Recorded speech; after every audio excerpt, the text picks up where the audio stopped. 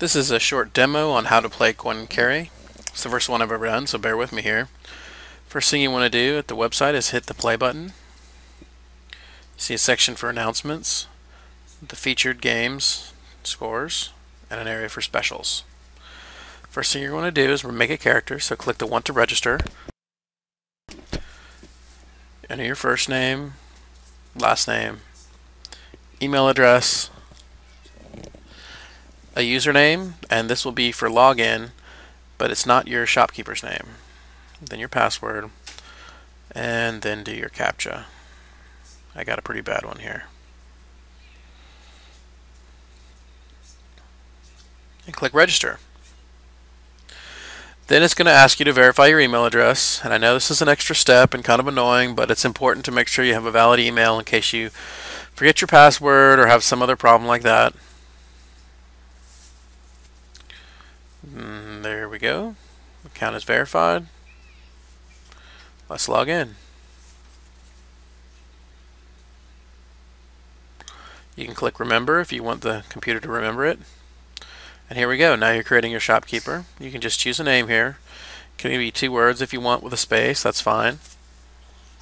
But we're just going to keep it simple here. And it can be male or female.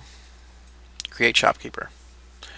Now here we go. We're in the main interface. You have no gifts and no friends. Boo-hoo. Click play.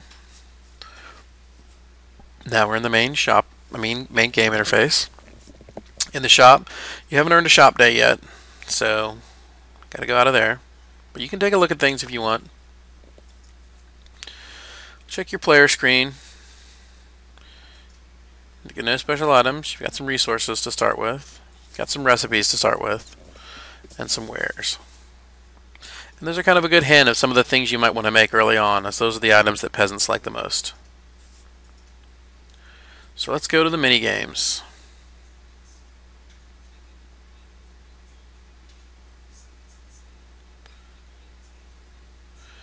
We've got 3 different continents. Each continent has its own mini games, different ones, and we will be constantly adding more over time. But before we can play any of them, we're going to need to go to the store.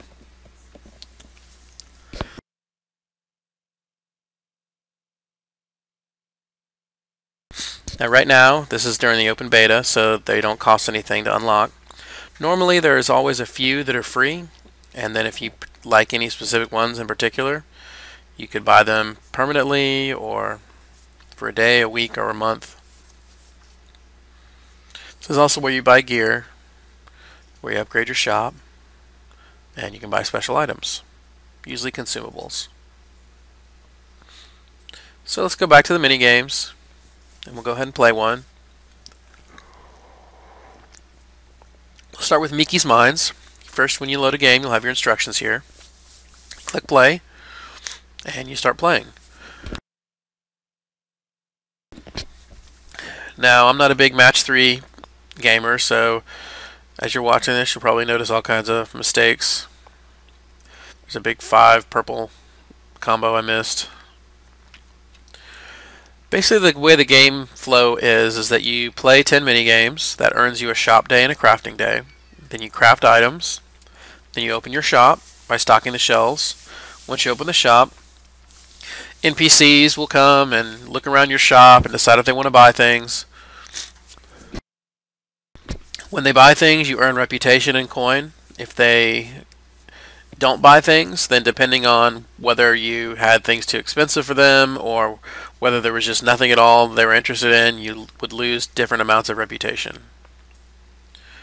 But it's not super hard to stay in the positive. It's just some strategy in deciding what you want to sell. Now there's what you earned in resources. We didn't earn any recipes this time. And as you can see, we have 9 more mini games before we earn a shop day. So we'll go ahead and play one more here.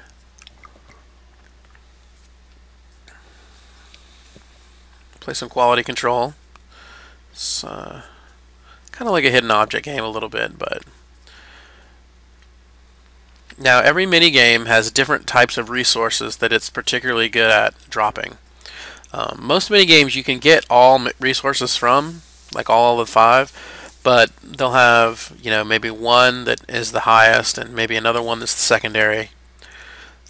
Some have really high of certain types, like Mickey's Mines is really high for ore. So you'll figure that out as you play, and you'll see which resources drop what, and then you'll learn, hey, if I need such certain type of resource, maybe I should play this game heavily.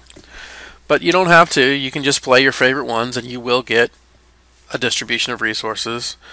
And if you buy gear, then you can really buff up specific resources, and then you can definitely focus on just the games you like and not have to worry about moving around.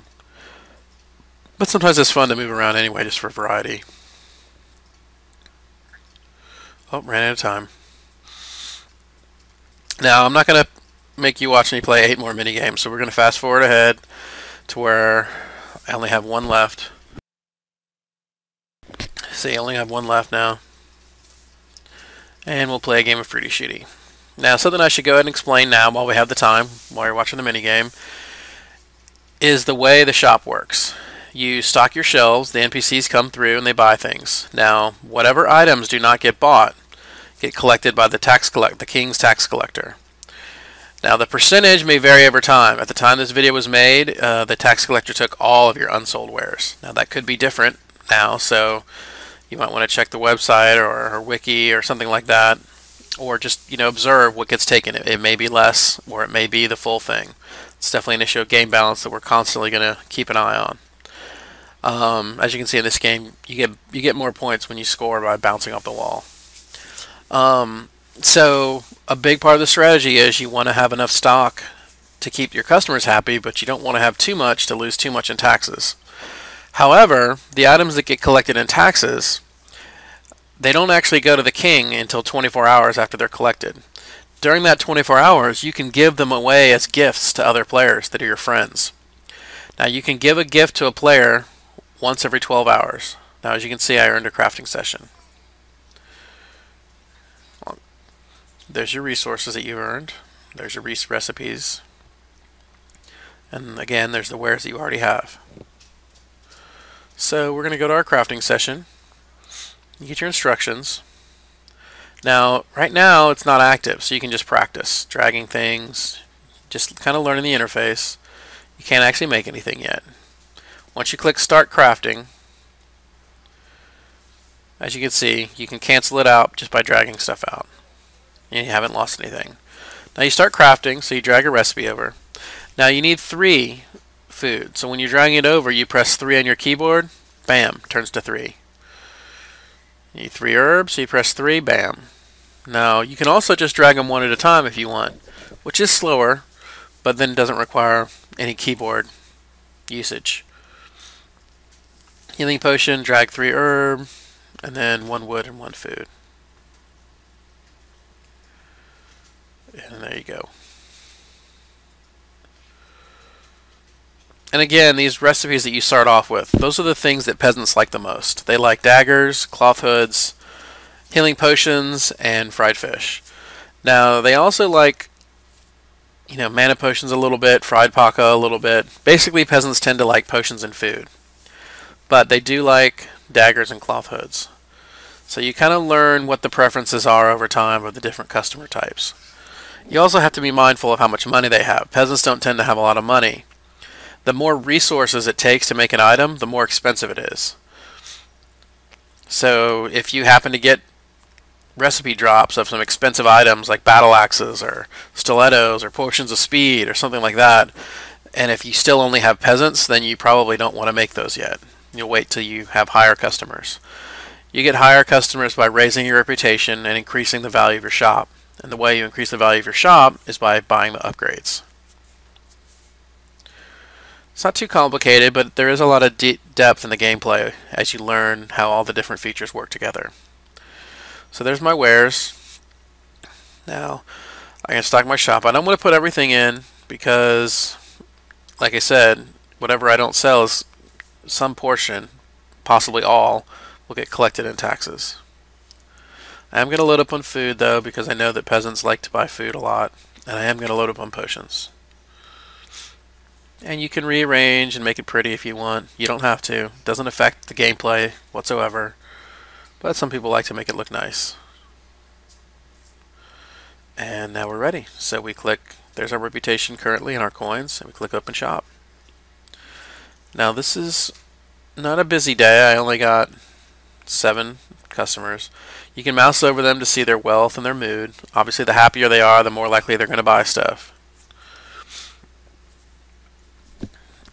Now there are sets of gear that can improve the mood of your customers, can improve their likelihood of buying, and it can actually increase the number of customers also. But you don't need it. You can definitely go with just the regular. It's just nice to have if you want to speed things up. And there we go. I made 240 coins, 54 reputation, and the tax collector. At the time of this, like I said, at the time of this video, ticks everything. So we are, I believe, going to check out the friends. Like I said, I'm narrating this after having made it. So now I already have one friend set up. If I wanted to get another friend, if I knew someone else who was playing, I would enter their shopkeeper name there, and I could send him a friend invite.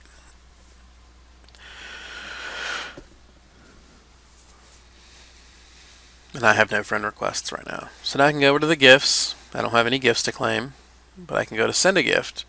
All my friends are there, and all the items that I have available for sending are there. And like I said, you can send a gift to a person once every 12 hours. And if they sell the item, you'll get some reputation and coin also. So gifting is really a nice thing. Now here's how you can refer the game to your friends. You can either use that URL on any website, blog, or whatnot, or you can send the email directly and they will be sent that link. And if they use that link to sign up, you get credit for the referral, which can eventually give you prizes and rewards, and then they'll also automatically be your friend. Now we're looking at the leaderboards. We had a special event going at the time of this video, the Open Beta Weekend competition, so there's scores kept for that special event. You can narrow down the rankings between everyone or just your friends. Most people will probably care mostly about the leaderboards with their friends because it's more fun to compete against people you know. And eventually we'll have so many players that the main leaderboard will be extremely competitive, and getting on the top 10 will be very difficult. As you can see, you can narrow it down to resources, crafting, sales, and your shop, all kinds of different things to compete on. And here's what I was talking about, upgrading your shop. I don't have enough money yet. When you upgrade your racks, you can have more capacity, but then there's other things you upgrade that are external to your shop that don't really have an effect on your shop except for the fact that it raises the value, which then gives you more customers and different customers. Well, that's it. I hope this video helps you see the basics of how to play, and I hope you have fun.